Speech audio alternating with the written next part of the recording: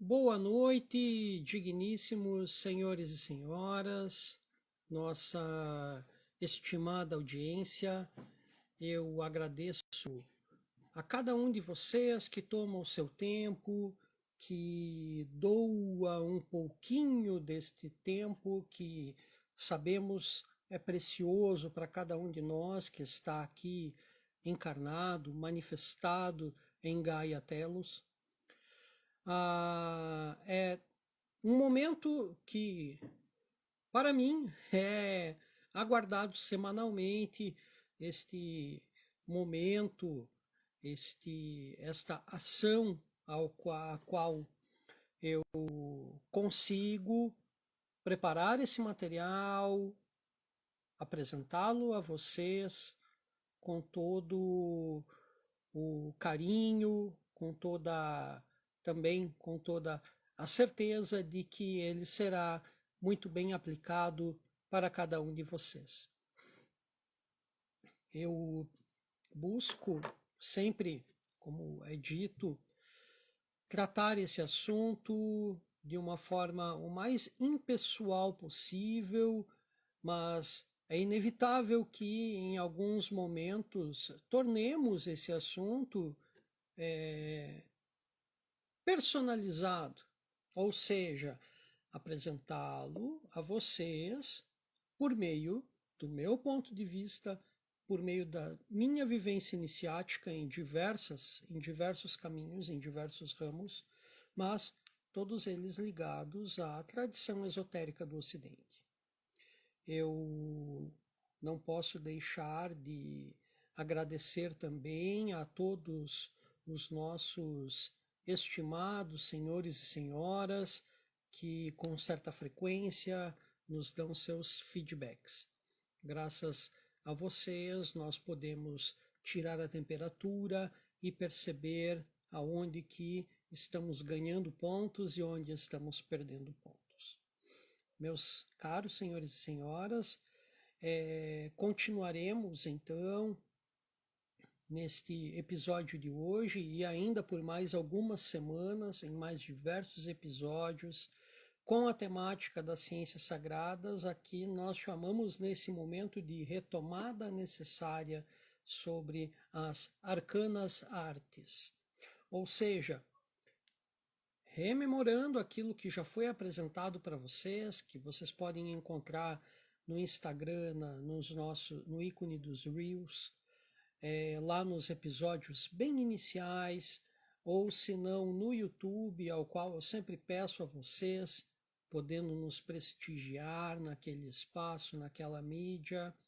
Nós temos já alguns episódios, salvo engano, cerca de 3 ou 4 episódios, tratando sobre as ciências sagradas, mas de uma forma muito mais simples, não diria superficial, porque em algum momento ela tem algum aprofundamento, mas não é nada além daquilo que já é conhecido por muitos, mas é óbvio que exposto pela nossa visão. Neste atual momento, nesses episódios aos quais nós intitulamos de episódios de aprofundamento, estamos retomando peculiaridades dos diversos assuntos. Há poucas semanas atrás terminamos a retomada sobre a tradição esotérica do Ocidente, ou seja, as iniciações do Ocidente, da caminhada tradicional, dentro de algumas vertentes que nós consideramos as mais específicas, ligadas ao objetivo principal do nosso trabalho. Agora, vamos para o quarto episódio, nesta retomada necessária das ciências sagradas, expondo para vocês, cada dia mais, alguns detalhes, algumas peculiaridades destas artes. É sempre necessário lembrar que cabe retomar alguns episódios anteriores para localizar-se na temática atual que está sendo apresentada por nós, dessa nossa pesquisa, desse nosso projeto A História da Luz. É necessário para adequar-se a uma linguagem.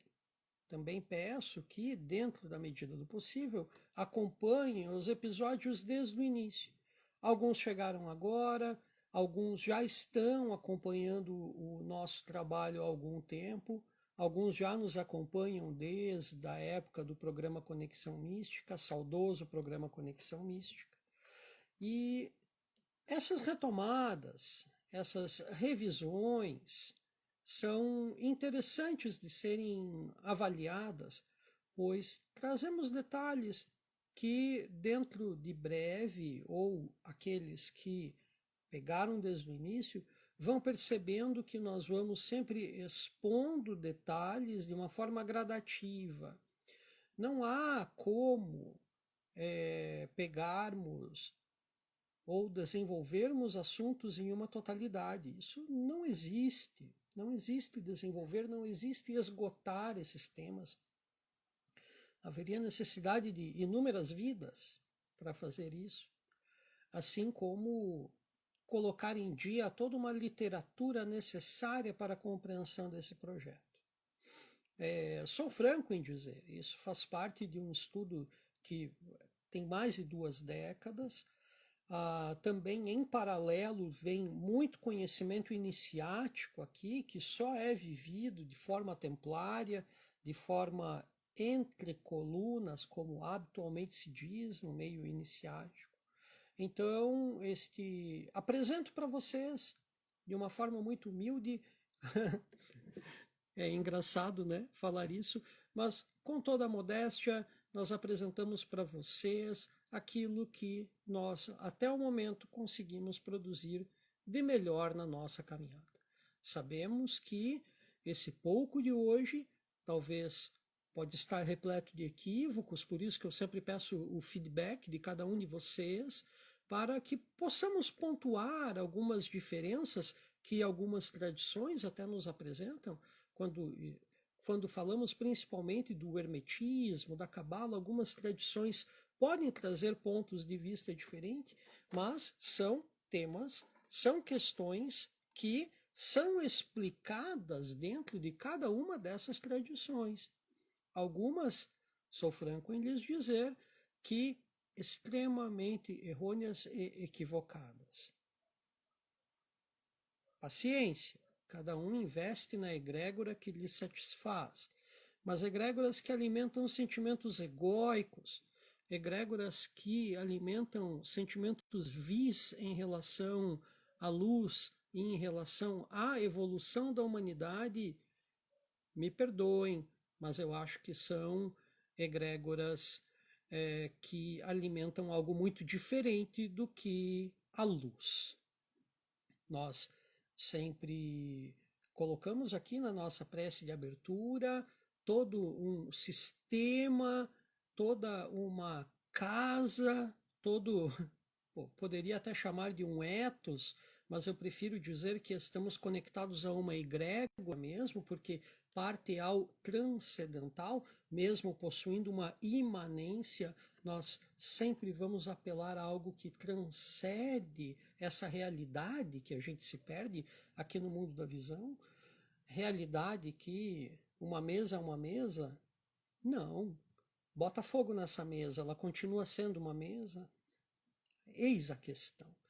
Mas sem entrar em ideias equivocadas ou antecipando assuntos futuros, eu vou então para a nossa prece de abertura, pedindo ao grande Deus, que é o grande arquiteto do universo, a Yeshua, o Cristo, o iniciado perfeito, a Ruach HaKadosh, o sopro do santo, ou seja, o Espírito Santo, que tragam para nós as luzes crísticas de Hod, de Elohim Tsavaot, do nosso muito caro Arcanjo Micael, de todos os Beni Elohim, que possam permitir que a sempre doce, sempre presente presença do nosso muito caro, docílimo, sempre querido Anauel possibilite que possamos levar, conduzir as palavras ditas dentro da justa senda que medeia entre Jaquim e Boaz, e que nossa língua não pese nada além daquilo que seja ligado a beleza, a bondade e a justiça. Que assim seja. Vamos então hoje, dando continuidade a esse nosso projeto, a História da Luz, a nossa pesquisa, que no momento chamamos de retomada necessária nas arcanas artes. Vamos então para a quarta parte desses episódios de aprofundamento das ciências sagradas, encerrando, de momento, o nosso estudo sobre o hermetismo. Falar do hermetismo nesse ponto, cabe falar de todo um sistema muito amplo, de toda uma casa, de todo um, voltando ao termo ethos, de todo um mítico ethos construído por dois povos do passado que são recorrentes no meio iniciático, que são os gregos e os egípcios, algo que nós já comentamos no episódio anterior, o qual recomendamos que, dentro da medida do possível, assistam. Ou se não, se já assistiu, estará ligado, conectado ao que queremos passar. Tá? Hoje, então, avançaremos um pouco mais ainda na temática das ciências sagradas e neste episódio da História da Luz, nós, então, finalizaremos o nosso estudo sobre a ciência hermética. Finalizaremos com um tema particular a esta ciência, que, por sinal, é bem específico a ela e que é o tema inicial, um tema introdutório àqueles que desejam estudar mais sobre o hermetismo. E este tema é o dos 7 princípios herméticos. Presentes principalmente no tratado conhecido como Kaibalion ou Kaibalion, estes 7 princípios apontam razões muito profundas para a compreensão das realidades que estão em nosso entorno e são aplicadas pelos hermetistas como verdadeiros condutores para as nossas mais profundas reflexões sobre essas realidades. Podemos chamá-los de princípios reveladores? Podemos chamá-los de princípios iluminadores? Podemos chamá-los de simples palavras presentes em narrativas subterfurtivas? Cada um definirá o que estes princípios representam para si, mas se chego ao ponto em que estes princípios são tidos apenas por simples palavras descontextualizadas, podemos então acreditar que este caminho da grande luz da verdade não lhe tocou. E honestamente, é chegado o tempo de buscar outra coisa para ocupar o vosso tempo, e não perdê-lo mais aqui, nas razões que são movidas pelos princípios originários das tradições ocidentais. Como se diz na icônica obra a qual aqui referenciamos, o Kaibalion, é importante que o buscador perceba por si mesmo que a maior parte dos ensinamentos herméticos não estão expostos na leitura física deste documento material existente. E vejam bem, a parte mais proveitosa do processo de aprendizado aqui, neste terreno, se dá na pureza de intenção, no coração repleto de sentimentos de harmonia e, principalmente, na meditação pura e verdadeira sobre os conceitos que são apresentados na profundidade dos documentos herméticos. Dessa forma e apenas dessa é que se dará a verdadeira convicção de que a busca é real e que o que é tido externamente como simples conhecimento é assimilado internamente como sabedoria. Se o buscador não se permitir nesta caminhada a possibilidade de reflexões plenas, o caminho apenas o conduzirá a uma falsa intelectualidade.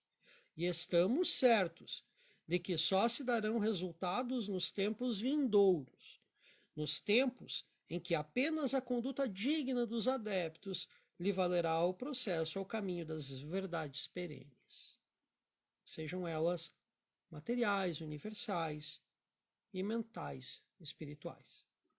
Se for do contrário, meus caros senhores e senhoras, lamentamos muito, mas não se terá sucesso na senda.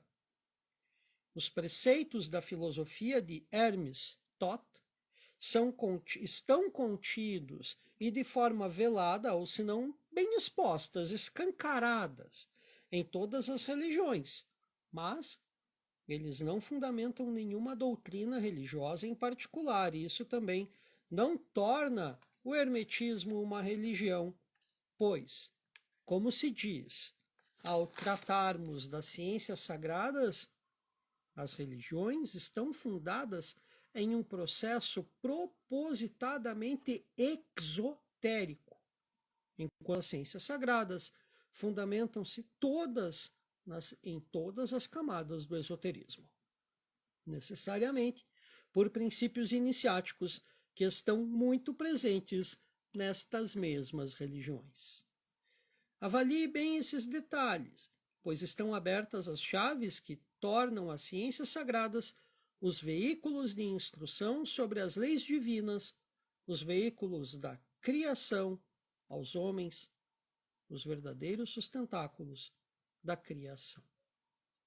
Peço licença dos senhores e das senhoras um minutinho.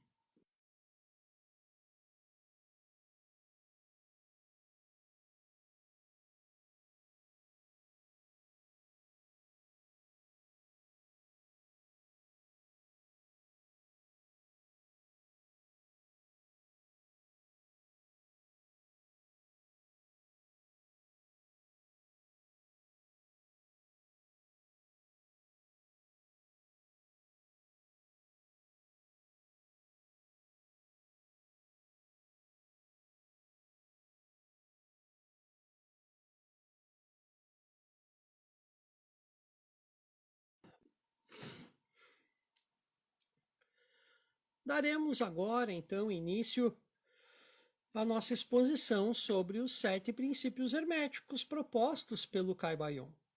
E o primeiro deles que abordaremos é o princípio do mentalismo, onde no texto tradicional é dito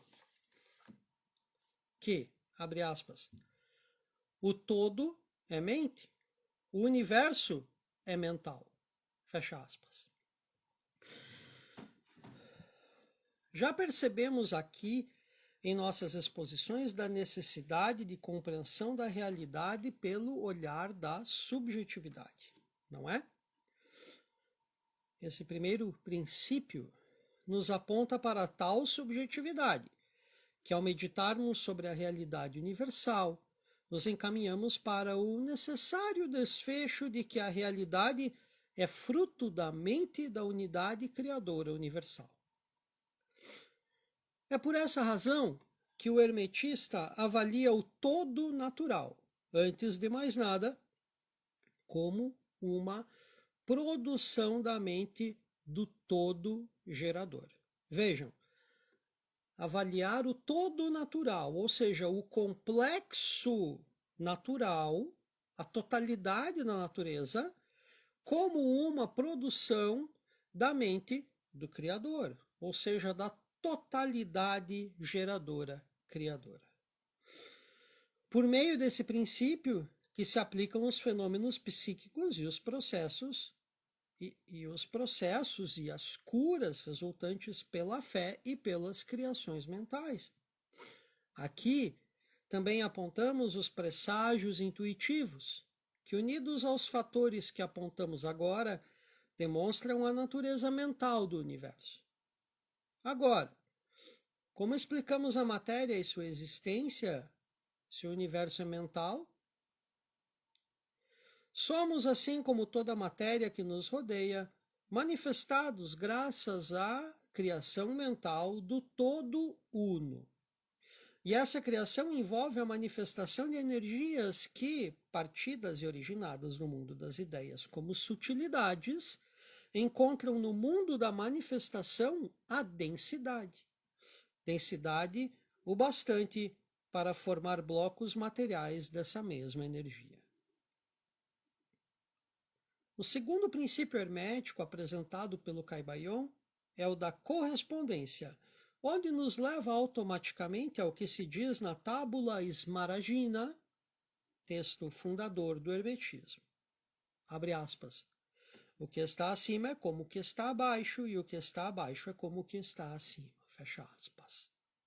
E eis aqui o principal aspecto de todos os paradoxos passados, presentes e futuros. As relações que sabemos existir entre a natureza terrena e o universo amplamente infinito são a cada dia mais comprovadas pela dita ciência acadêmica. Uma delas, e já antiga e por todos sabida, é o das marés serem regidas pelo ciclo lunar. Outra é o do ciclo menstrual nas mulheres ser previsto por meio do mesmo ciclo lunar e, claro, do cálculo das gestações estar ligado também a este mesmo ciclo lunar. Essas correspondências nos apontam um diálogo presente nas relações existentes entre as águas de cima com as águas de baixo, e algo tão claro como essas mesmas águas primordiais que falamos aqui de fenômenos presentes e constantes na natureza universal. Obviamente, essas águas não são tão claras assim. Nós tratamos aqui de algo muito profundo, muito obscuro. O todo possui um diálogo constante entre todas as forças da hierarquia dos mundos. E é por esta razão que percebemos um universo equilibrado física e elementalmente. Se temos desequilíbrios visivelmente presentes, estes podem ser avaliados pelo princípio das relações, pois assim como para construir uma estrutura é necessário, antes de mais nada, estabelecer as bases sólidas para eles se fundarem ou fundamentarem adequadamente. Então, ao relacionarmos uma razão para qualquer situação existir, é necessário sempre fundamentos coerentes para essa mesma existência se garantir, em equilíbrio com essas mesmas correspondências entre as razões fundamentadoras.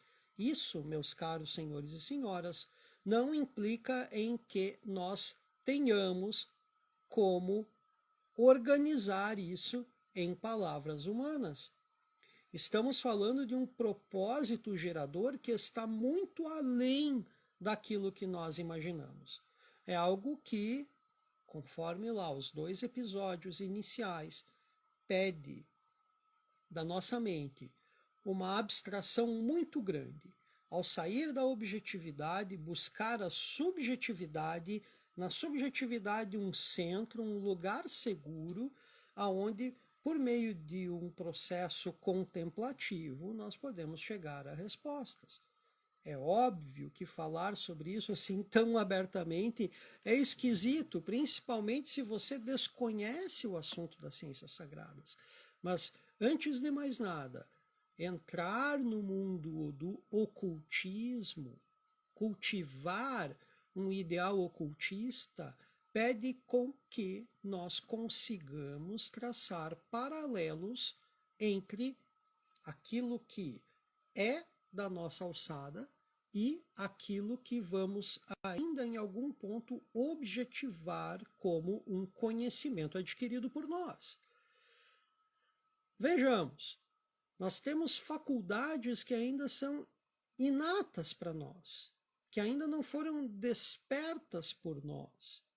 O próprio processo da intuição é algo que aqueles que estão numa caminhada esotérica conseguem despertar com uma forma entre relações, entre um dentro e fora, ou como se diz, um acima e abaixo, de uma forma um pouco mais fácil do que aquele que nunca pensou sobre como se dá essas verdades vindas por meio da intuição.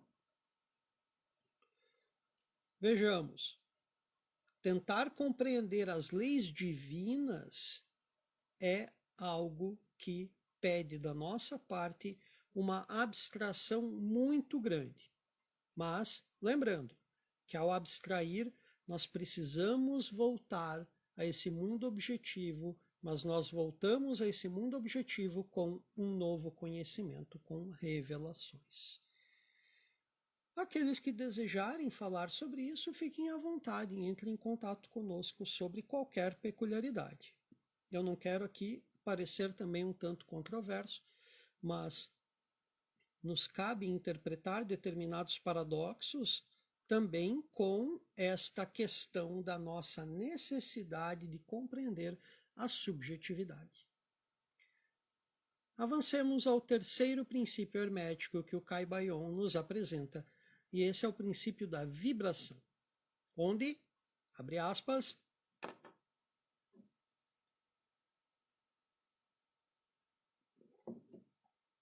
nada está parado, tudo se move, tudo vibra. O estado das coisas materiais ou espirituais depende do estágio vibratório em que cada coisa particularmente se apresenta. Do sutil ao denso e do denso ao sutil. Temos, em alguns casos, nas palavras do próprio documento intitulado Caio, situações de extrema vibração material que aos nossos olhos podem parecer com uma roda parada, mas que nesta realidade estaria em um movimento tão acelerado que engana os nossos olhos. Esse princípio explica os estados da matéria e assim a dependência da vibração desta energia. E isso talvez os defina. Desde uma razão mental a uma razão material, a vibração determina a natureza das coisas. E esse princípio também define a natureza espiritual das coisas, se abordarmos conjuntamente os planos hierárquicos da criação, ou melhor, os mundos da existência, pois, ao vibrarem em cada um de seus estágios, as várias energias se apresentam conforme a necessidade deste mesmo estágio, especificamente em sua presença, mas também em cada uma dessas hierarquias ao seu modo.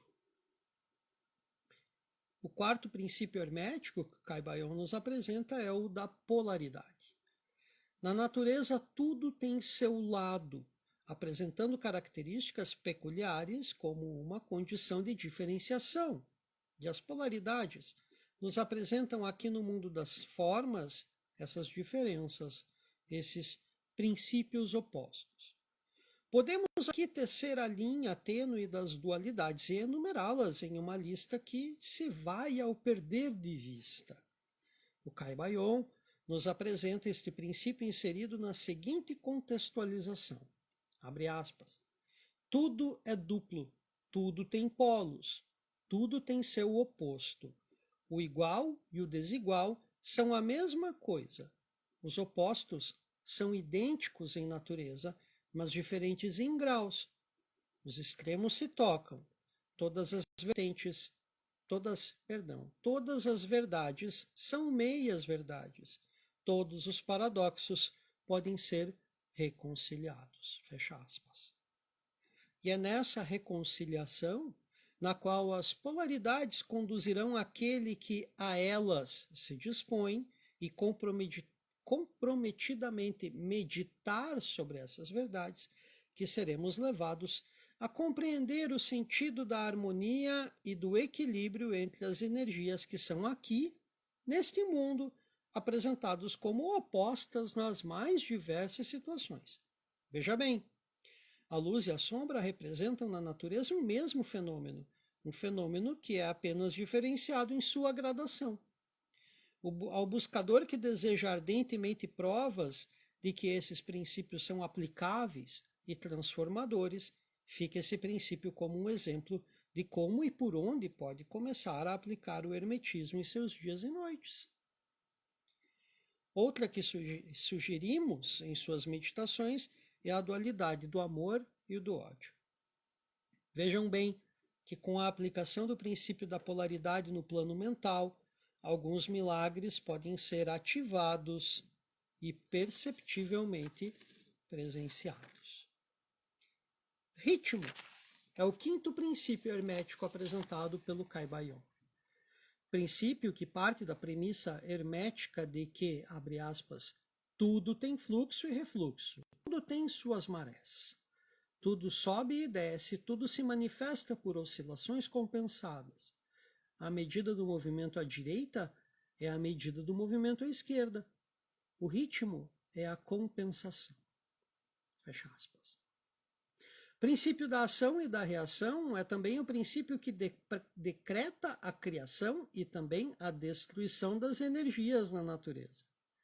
A atração e a repulsão que mantém as energias coesas também é abraçada por esse princípio que, por si, aponta o quão fundamental é, como princípio e lei, para que a energia mantenha a matéria estruturada, ou melhor, de pé. Se faz necessário aqui apontar que, com determinada maestria, o indivíduo, o adepto, ao conquistar certo grau de realização, consegue aplicar tanto neste princípio quanto no da polaridade o princípio da neutralidade, o que o coloca em um lugar diferente daqueles que estão suscetíveis à onda que os leva para onde estes forem levados. Mas que o adepto não deseja ser levado, e não o é, pois domina a neutralidade. Estar ritmado com o que te nutre e neutro com o que não te nutre. O sexto princípio hermético que Caibalion nos apresenta é o da causa e do efeito. Toda causa tem seu efeito, todo efeito tem sua causa. Tudo acontece de acordo com uma lei. O acaso é simplesmente o nome dado a uma lei não reconhecida. Há muitos planos da causalidade, porém nada escapa à lei. Fecha aspas. Aos que creem que sorte existe, esse princípio é o balde d'água nas suas convicções, pois sorte é algo aleatório, que pode ser talvez relacionado apenas a um jogo, a um reles jogo de dado, que sabemos, mesmo assim, que estes estão ligados a fenômenos muito específicos da física. Se para a existência e a criação existem causas, estes mesmos fatores proporcionam uma coletividade de efeitos que ainda hoje são visíveis e se tratam de fatores sem possibilidade de serem contidos. A chave deste conceito é o adepto sair da área coberta pelo domínio dos efeitos e fazer parte da razão da causa, ou dos geradores das causas. O velho axioma dos fins nunca justificam os meios se encaixa aqui com grande exatidão. Pois ao passo que cobrimos com nossa vontade as razões das causas, os efeitos precisam ser calculados para que toda e qualquer remediação seja prevista e, assim, evitada. Pois, para evitar os efeitos, que evitemos, então, as causas.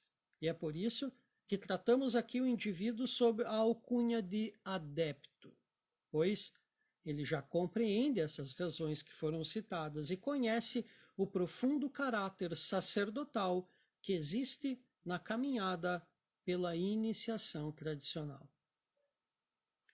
Chegamos agora ao sétimo princípio hermético apresentado a nós pelo Caibalion, e ele é o do gênero. Abre aspas. O gênero está em tudo. Tudo tem seu princípio masculino e seu princípio feminino. O gênero se manifesta em todos os planos. Fecha aspas. Aqui no mundo da manifestação, meus caros senhores e senhoras, o princípio de gênero se manifesta nos sexos masculino e feminino, como macho e fêmea, homem e mulher, aqui no mundo onde se precisa de pai e mãe.